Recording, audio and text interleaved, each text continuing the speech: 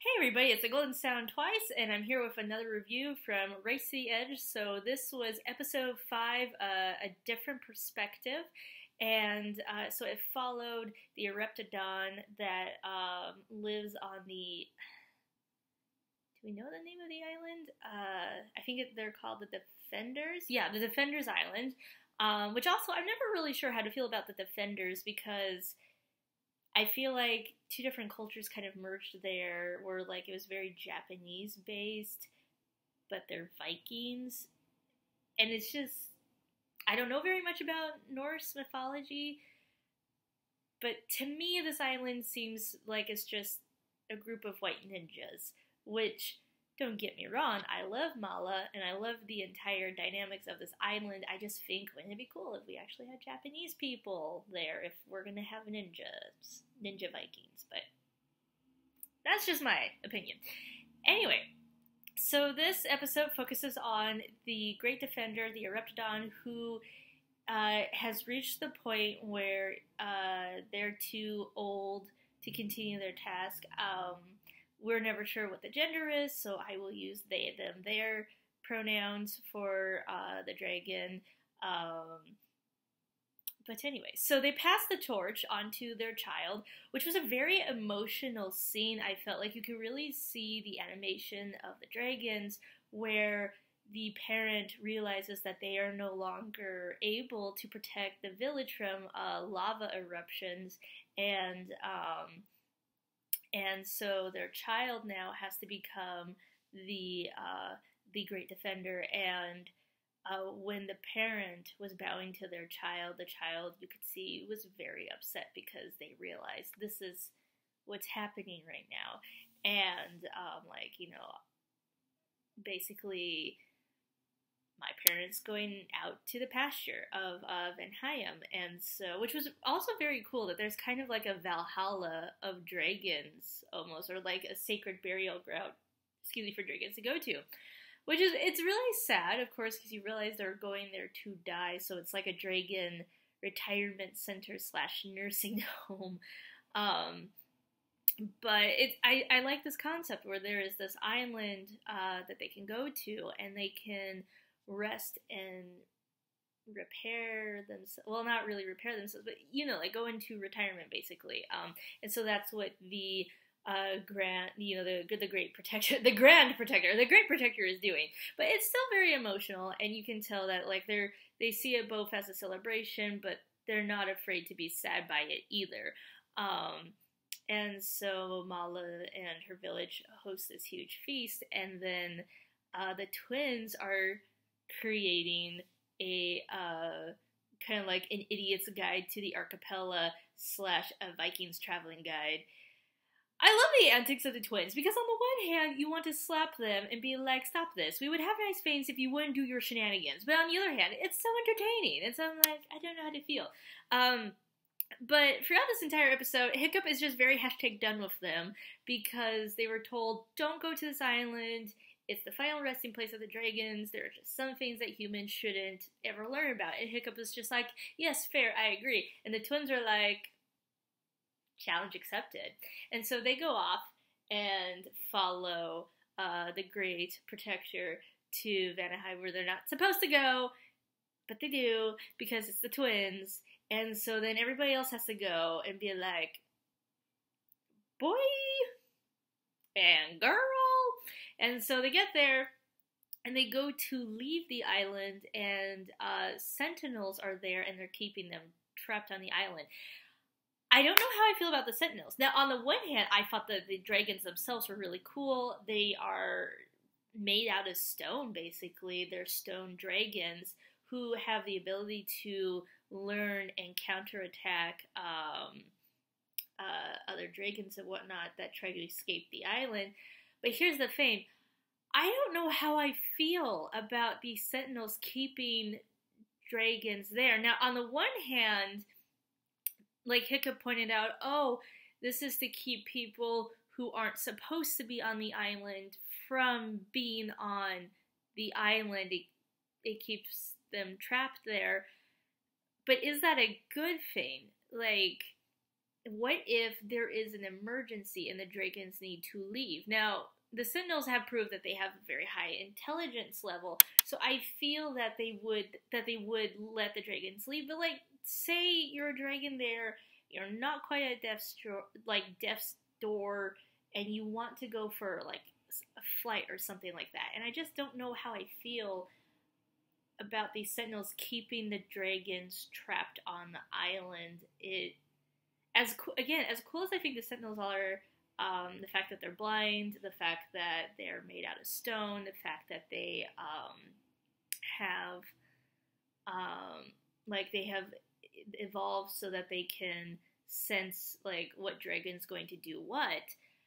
I think that's really cool. Like, don't get me wrong, I think the dragon itself is awesome. I just don't like the concept that the dragons are like keeping everybody stuck on the island. I don't know. It just, for me, I'm the type of person, I don't like to be trapped anywhere. I like to have that ability and that freedom and that mobility to go somewhere, and like if I so choose. And I just think for me personally, it kind of hit a little chord there, whereas like the dragons aren't allowed to leave. And now granted, it could have been because they could smell the humans, but at the same time, like when the Great Protector at the end of the episode, you know, they discover, so like they come up with this really cool concept where they take the fruit that the Sentinels eat and they rub it all over themselves, and it actually like froze off the Sentinels, so the dragons are leaving, and they would have gotten away scotch-free if Snotlout hadn't had a Snotlout moment and been, because like, you know, the dragons are sniffing him because they're like, you smell like us, but also there's not this many of us. There's something wrong here. And so Snotlout freaks out and tells them basically, hey, I'm flying here. Nice reference, by the way. But in doing so, it hinders their escape, and it's like, so the Great Protector had to come in and like save them and whatnot, and so proving that the Great Protector to the very end is a Great Protector for humans. But so the Sentinels then kind of bullied the Great Protector down to the ground, and I'm just like, I didn't like that concept. I loved everything else about this episode.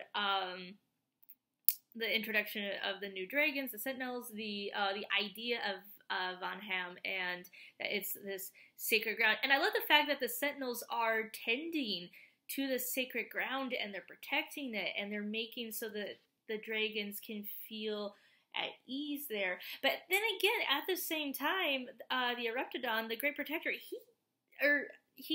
they, sorry, slipped there with my pronouns, they did not feel comfortable there. And, you know, and it's never, people were trying to guess throughout the episode, like, oh, is it because we're here? Oh, is it because of the Sentinels? Is it because that this is a place to die? We're not quite sure what the Eruptodon is uneasy and uncomfortable about. And the Sentinels were trying to take care of the Eruptodon. I just didn't like that feeling of like, oh, you're trapped here. It just, again, for me, I didn't like that. I thought everything else was great about it, but I just didn't like that particular thing that was going on there. Things that I did like about the episode, again, the Sentinels, they were really cool. The idea of this island I thought was awesome. How they have their burial grounds set up in what Fish Lake's pointing out was in a like systematic and cultural array that like the dragons hadn't been associated with before, and so it kind of like showed that there's much more higher thinking and intellectualness to the dragons that even the dragon riders know about. So like that was really cool. It's like, yeah, that absolutely makes sense. They have a society. They've like clearly have had a hierarchy in their society, so why wouldn't they have a like certain way to do burials? So I like that was really cool. That gives us more of an insight to the dragons themselves. I love the fruit that they had. It looked like plums, very giant big plums that like tastes so good that even Snotlout, while he was upset that Hiccup had come back, like he's supposed to go get help, and he comes back, Snotlout's upset, and then Snotlout's just like, hey, give me the fruit anyway. It's very juicy and delicious, and I want it. Give it to me now. I'm not going to eat this for the rest of my life, but give it to me now. And I was just like, it's good. So I love silly moments like that. They had this huge, like, food fight with each other where they were they were pelting each other with the fruit, which either the fruit was like juicy enough that wouldn't hurt and like soft enough that it would like explode, or like because they were throwing it at each other's faces like snowballs, which if you've ever had a snowball to the face, it's not pleasant. And so like I'm like, you're throwing fruit at each other, either that fruit is very soft and mushy, or y'all are gonna have black and blue marks and bruises all over you for like the next several weeks, because that cannot be fun. But they were having a good time, and that's all that matters. So that was great. We got to see a Hiccup Astrid moment where they held hands and they kissed at the end of the episode, and I was like, yes, this is why I watched the show. I mean, I watched the show. Ultimately, I watch it for dragons, but then, you know, that's a nice little bonus to have. So, so there's a lot of fun things with the episode, some things that had me go, So, you know, in the comment section, feel free to tell me what you thought about the episode, what your feelings were, how you interpreted the Sentinels and their guard role and whatnot. So click, comment, subscribe, and I will continue to review. So thank you all for hanging out with me and hanging on for so long. So everybody have an awesome day. It's the Golden Sound Twice out. Bye! Ow, I hurt my thumb!